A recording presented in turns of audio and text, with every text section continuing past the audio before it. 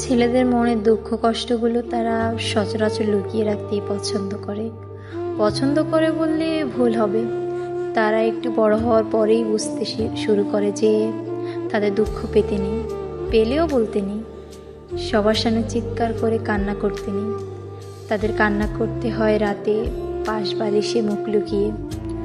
যতই কষ্ট পাক তাদের ভেঙে পড়তে নেই। তাদের উপর নির্ভর করে আমার, তোমার, আপনার মতো নারীরা। ছেলেদের কাঁধে অনেক দায়িত্ব এসে পড়ে একটু বড় হওয়ার পরেই।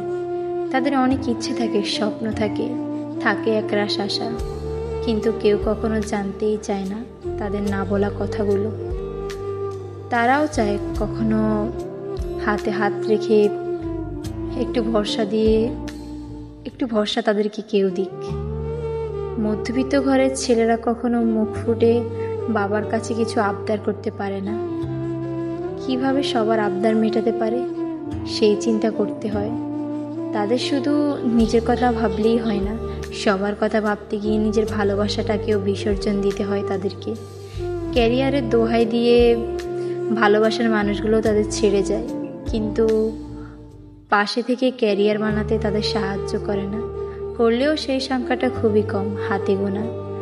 পরিবারকে ভালো রাখার দায়িত্ব জন্ম থেকেই তাদের কাঁধে। এটাই বুঝি দুনিয়ার নিয়ম, আর এই নিয়মকে তারা মেনে নেয় মুখ বুঝে। প্রিয় বন্ধুগুলো যখন দামি বাইক নিয়ে ঘোরে, মধ্যবিত্ত ঘরের ছেলেটা তখন বাইকের দোকানে তাকিয়ে একটা দীর্ঘশ্বাস ফেলে, কিন্তু কখনো বাবার কাছে অবুঝের মতো আবদার করে না। কারণ তারা তখন অনেক বেশি বুঝতে শিখে যায় মধ্যবিত্ত জীবন কি জিনিস। ছেলেরা কিন্তু জীবনের অর্ধেকটা সময় স্যাক্রিফাইস করতে কাটিয়ে দেয়। অফিসের ঘানিটা টানতে টানতে সারাটা জীবন পার হয়ে যায়। কড়া রোদে হেঁটে কিংবা গরমে ভিড় বাসে চড়ে অর্ধেক টাকা বাঁচায়, যেন তার প্রিয়জনরা ট্যাক্সি করে একটু শান্তিতে যাতায়াত করতে পারে।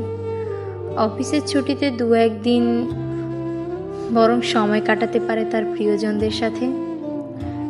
তাদেরও তো ইচ্ছে করে সবার সাথে থাকতে, কিন্তু তাদের ইচ্ছেগুলো যে বেশি আশকারা দিতে নেই।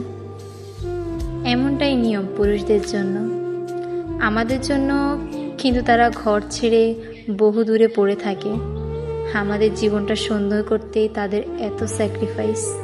বিনিময়ে তারা চায় একটু ভালোবাসা, কেয়ার আর একটুখানি ভরসা। পুরুষদের জীবনটাই অন্যরকম।